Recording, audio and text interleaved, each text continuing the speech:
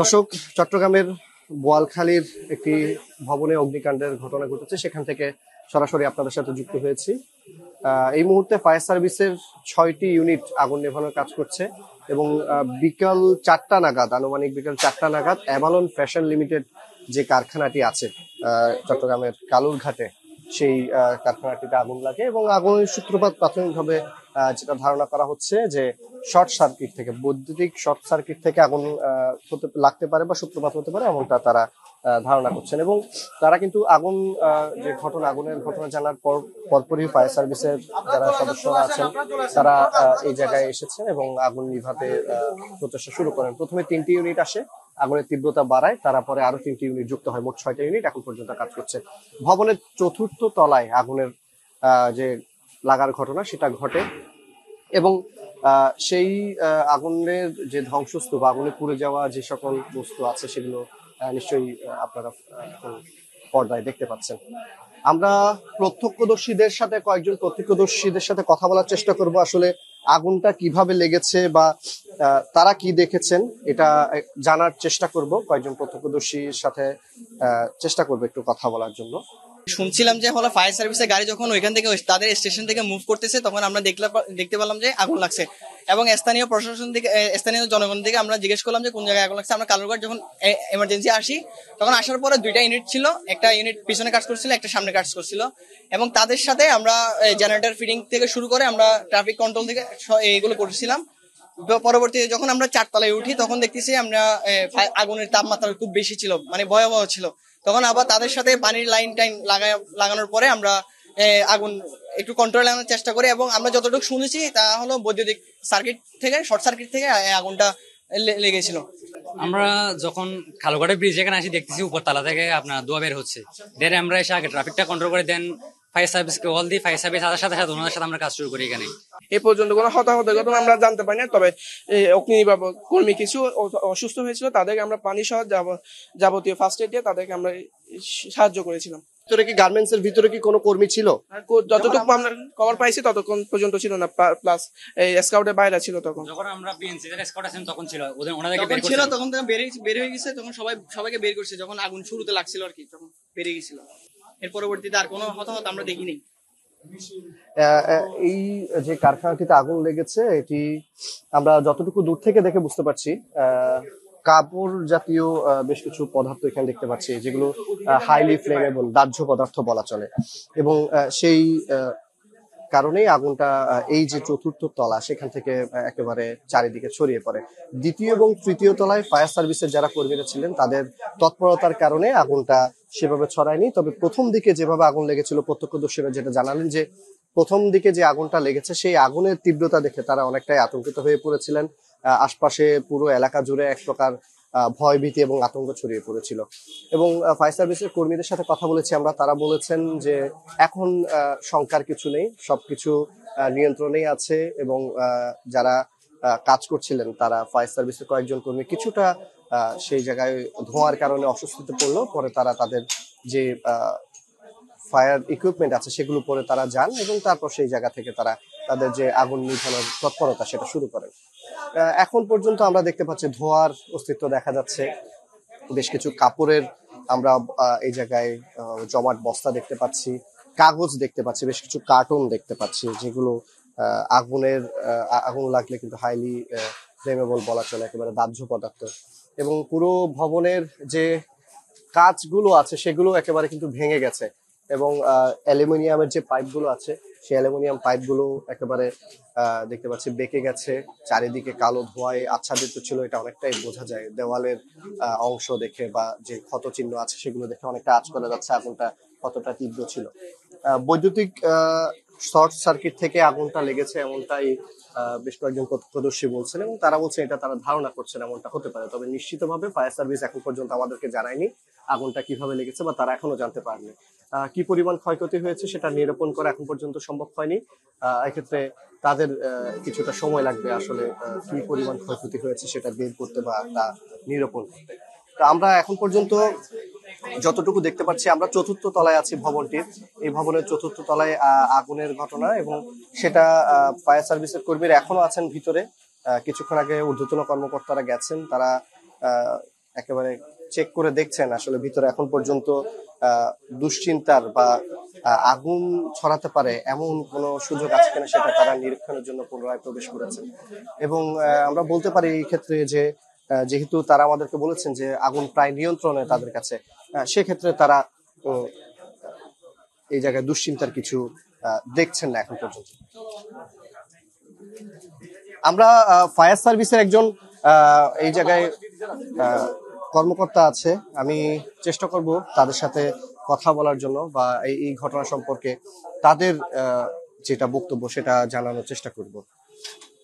Fire সার্ভিসের উপপরিচালক এই জায়গায় এসছেন, পাশাপাশি আমরা দেখানোর চেষ্টা করছি, নিশ্চয়ই আপনারা ফ্রেমে দেখতে পাচ্ছেন এখনো ধোঁয়া বের হচ্ছে, থেকে থেকে ধোঁয়া বের হচ্ছে এবং যে আশপাশে অ্যালুমিনিয়ামের অ্যাঙ্গেল গুলো ছিল, জানালার অ্যাঙ্গেল গুলো ছিল, সেগুলো একেবারে ক্ষতিগ্রস্ত হয়েছে।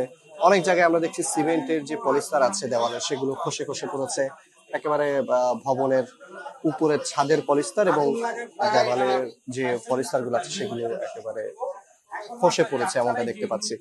পাশাপাশি আশেপাশের যে পরিবেশ, মানুষের মধ্যে যে একটা উৎকণ্ঠা ছিল, যে একটা উদ্বেগ ছিল, সেটা অনেকটাই এখন কম। কারণ ফায়ার সার্ভিসের কর্মীরা যখন এখান থেকে বের হন, আগুন যারা একেবারে ফায়ার ফাইটারের প্রথম দিকে প্রথম সারির যারা কর্মী ছিলেন, তারা যখন এখান থেকে বের হন কিছুক্ষণ আগে, তারা বলছিলেন এই আগুন অনেকটাই নিয়ন্ত্রণে। এটা যখন শুনেছেন সাধারণ জনতা এবং উৎসুক জনতা বা এই গার্মেন্টসে যারা কর্মী ছিলেন এলাকাবাসী, তারা একটু স্বস্তি দেখেছেন এবং তারা কিছুটা হাঁপ ছেড়ে বেঁচেছেন, এমনটা কয়েকজনের সাথে কথা হচ্ছিল, তারা জানাচ্ছিলেন। কারণ 4টা থেকে যে আগুনটা লেগেছে সেটা নিয়ন্ত্রণে আসতে কিন্তু এখন পর্যন্ত যে সময়, আমি যদি এখন 7টা পর্যন্ত বলি, প্রায় 3 ঘন্টা সময় লেগেছে। তো 3 ঘন্টার মধ্যে কি হচ্ছিল, একটা উৎকণ্ঠা এই এলাকার মানুষের মধ্যে ছিল। এবং আগুন লাগার এই ঘটনা কিন্তু চট্টগ্রামে গত কয়েক সপ্তাহের মধ্যে বেশ কিছু ঘটনা ঘটেছে। এর আগে হালি শহরে একটা আগুনের ঘটনা ঘটেছে, নিশ্চয়ই আপনারা জানেন। এরপরে আমরা আরেকটা ঘটনা দেখেছি, যেটা একেবারে রাস্তার উপরে গ্যাসের পাইপলাইন লিকেজ হয়ে আগুন লেগে যায়, সেরকম একটা ঘটনা আমরা কিন্তু দেখেছি। তারপরে আজকে চট্টগ্রামের বোয়ালখালীতে কালুরঘাট যে ব্রিজ আছে, সেই ব্রিজের একেবারে নিকটবর্তী জায়গায় এই গার্মেন্টসটিতে আগুনটা লাগে। ভিতরে যতটুকু আমরা জানতে পেরেছি, আগুন লাগার সময় ভিতরে গার্মেন্টস এর কোনো কর্মী না থাকায় সেই রকম কোনো ক্ষয়ক্ষতি হয়নি বা কোনো প্রাণহানি বা কোনো রকম যেটা হতাহতের ঘটনা সেরকম কিছু ঘটেনি, যার কারণে এখন পর্যন্ত কোনো হতাহতের ঘটনা আমরা জানতে পারিনি বা হতাহত হয়নি বলে আমরা যতটুকু জানতে পেরেছি। তবে আগুনের যে ক্ষয়ক্ষতি সেটা নিশ্চয়ই দেখতে পাচ্ছেন আপনারা, বেশ ক্ষয়ক্ষতি হয়েছে এবং সেটা কি পরিমাণ ক্ষয়ক্ষতি হয়েছে সেটা আমরা জানতে পারবো ফায়ার সার্ভিসের কর্মীদের যে সেই নিরূপণের পরে আমরা জানতে পারবো ফায়ার সার্ভিসের কর্মীদের কাছ থেকে। ক্রমশ ফায়ার ফাইটাররা ঢুকছেন, ফায়ার ফাইটাররা চেষ্টা করছেন এই স্থানে তাদের যে সম্ভাবনা, আগুন জেকে থাকার কোনো সম্ভাবনা থাকলে সেটা একেবারে তারা নিরূপণ করতে চান বা সেটা একেবারেই নিভিয়ে ফেলতে চান, যার কারণে প্রতি মুহূর্তেই তারা ইকুইপমেন্ট নিয়ে একে একে ফায়ার ফাইটাররা ঢুকছেন। তারা নিজেদের সর্বোচ্চ দিয়ে চেষ্টা করছেন একেবারে বলা যায়, যেহেতু 6টা ইউনিট এখন পর্যন্ত আছে।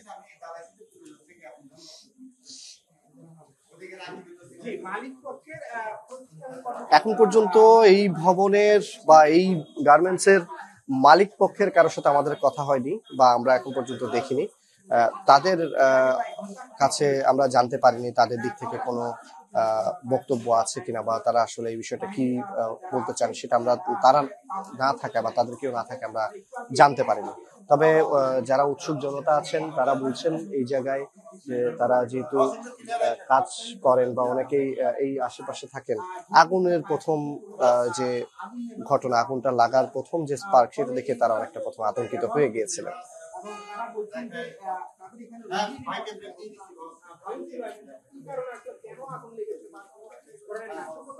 আমরা এমন একজনের সাথে একটু কথা বলবো যে যিনি এখানে কাজ করেন। আচ্ছা ভাই, আপনি তো এই জায়গায় কাজ করেন বা এই গার্মেন্টস এ কাজ করেন, একটু বলবেন যে সময় আগুন লেগেছিল সে সময় আপনারা কেউ ভিতরে ছিলেন কিনা? আমরা এখানে ছিলাম না, আমরা 3 তলা ছিলাম। এখানে কয়েকজন ছিল, ওরা গিয়ে 3 তলায় বলছিল এখানে আগুন লাগছে, সবাই নিচে নামে যাও। এই চতুর্থ তলায় আসলে কি ছিল এখানে, যেহেতু এখানে- আপনারা কেউ ছিলেন না বলছেন, এই ফ্লোরে কি থাকে আসলে? এই ফ্লোরে কার্টন থাকে, মানে শিপমেন্টের কার্টন থাকে আর ফেব্রিক থাকে।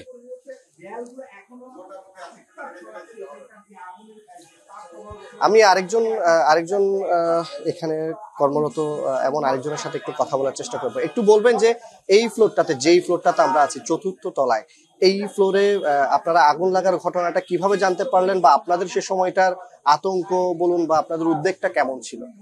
যখন আমি 5টার দিকে আসর নামাজ পড়ার জন্য 4তলায় উঠছিলাম, প্রথম ফার্স্ট যখন 4তলায় উঠি তখন দেখি যে মানে মাঝখানে রুলের মাঝখানে 4টা-5টা রুল, মানে মিডল থেকে যখন আমি নামাজ পড়ছিলাম ওখান থেকে আগুন দাও দাও চলতেছে। মানে যখন ফার্স্ট আমি দিক থেকে একজন ঢুকছি, তার পিছন দিক থেকে ইলেকট্রিশিয়ান একজন আসছিল, আমরা ওখান থেকে হোস পাইপ নিয়ে মারার চেষ্টা করছিলাম, দেখতেছেন এটা অনেক বড় আগুন লেগে গেছে।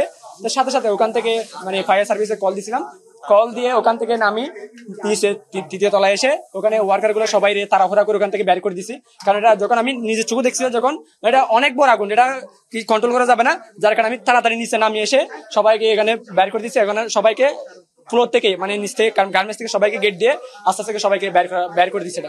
আপনাদের কেউ কি হতাহত হয়েছেন এই ঘটনায়? একজন হালকা অসুস্থ হয়েছে, মানে উপরে ছিল, তখন ধোঁয়ায় অন্ধকার হয়েছিল, এর ডাক্তার কাছে পাঠানো হয়েছিল। এর তেমন কোনো হতাহত হয় নাই, ধোঁয়ার কারণে মানে অন্ধকার হয়ে গেছিল, ও কিছু দেখতে পারেনি। শুনছিলেন দর্শক, যারা প্রত্যক্ষদর্শী, এই জায়গায় যারা কাজ করেন, যারা এই গার্মেন্টসে কাজ করেন, তাদের 3জনের সাথে আমরা কথা বলার চেষ্টা করলাম এবং তার প্রত্যেকেই বললেন যে আগুনের ঘটনাটা তারা কিভাবে দেখেছেন। একজন এখন আমাকে যেমনটা বললেন যে একজন ব্যক্তি ধোঁয়ায় কিছুটা অসুস্থ হলেও সেভাবে গুরুতর কোনো ঘটনা সেটি নয়, তারা এখন পর্যন্ত সুস্থ আছেন এবং তিনি হাসপাতালে আছেন, চিকিৎসাধীন অবস্থায় আছেন। এবং ফায়ার সার্ভিসের কর্মীদের সাথে কথা বলার চেষ্টা আমরা করছি, যেহেতু তারা আগুন নেভানোর কাজে এখন পর্যন্ত ব্যস্ত, তাই তাদেরকে এই মুহূর্তে আমরা কথা বলাটা মনে করছি না। এই মুহূর্তে তাদেরকে থামানো বা তাদেরকে ডেকে তাদের কাছে ব্যাঘাত ঘটুক এটা আমরা চাই না। সেই জন্য তাদেরকে আমরা অফিসিয়াল তাদের যে স্টেটমেন্ট বা বক্তব্য আছে সেটা জানার জন্য অপেক্ষা করব।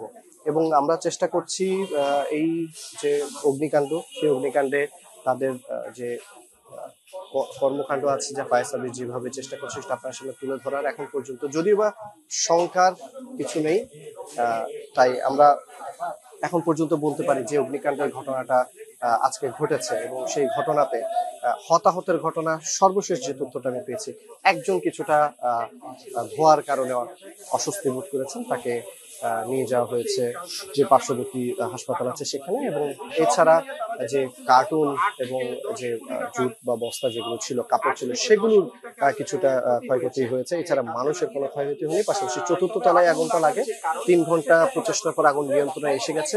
6টা ইউনিট এখন পর্যন্ত ফায়ার সার্ভিসের কাজ করছে। আসলে আমি বাসায় ছিলাম, ধোঁয়া দেখে সাথে সাথে আমি এখানে যে একটা আইডিয়া করি, আমি কালুরঘাটে একজনকে ফোন করছিলাম যে মানে ধোঁয়াটা কোত্থেকে আসতেছে, বলছে যে এখানে গার্মেন্টস থেকে মানে কি এই ধোঁয়াটা আসতেছে। সাথে সাথে আমি কি করছি, এই যে বোয়ালখালী ফায়ার সার্ভিসে আমি ফোন করছি। ফোন করার সাথে সাথে ওনারা আমাকে সাথে সাথে বলছে যে আমরা এর আগে মানে ইনফর্ম পেয়েছি, আমাদের গাড়ি চলে যাচ্ছে। সাথে সাথে আমাদের মানে এলাকার ভাই ব্রাদার আছে গ্রুপে, ওদেরকে বলে দিচ্ছে আপনারা সবাইকে যত দ্রুত পারেন এখানে অ্যাভেলাম ফ্যাক্টরির পাশে চলে আসেন, এখানে আগুন লেগেছে। এসে দেখতেছি মানে কি 4তলা থেকে ভীষণ ধোঁয়া ধোঁয়া ধোঁয়া পুরাটা মানে কি কালো হয়ে যাচ্ছে। পরে আমাদের আরো কিছু ভাইয়েরা ছিল, ততক্ষণ ফায়ার সার্ভিস চলে আসছে।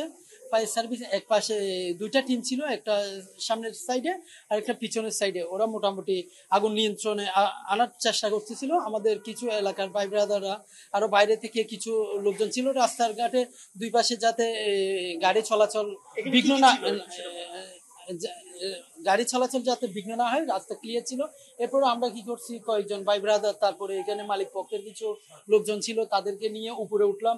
উপরে উঠে 2 তলা 3 তলায় আমরা ইনকোয়ারি করলাম, প্রত্যেকটা রুমে রুমে গিয়ে দেখলাম ওইখানে মোটামুটি কোনো লোকজন হতাহত ছিল না, কোনো লোকজনকে পাই নাই, সবকিছু ক্লিয়ার ছিল। কিন্তু 4তলার মধ্যে এসে দেখতেছি ওই ফায়ার সার্ভিসরা তখন আগুন নিয়ন্ত্রণ করার চেষ্টা করতেছিল। তখন তো ভিতরে আসলে এভাবে আসা সম্ভব হয় না, তখন প্রায় 5টার সময়। এখন মোটামুটি এসে আগুন নিয়ন্ত্রণ হইল। আপনারা কি এখানে কাজ করেন?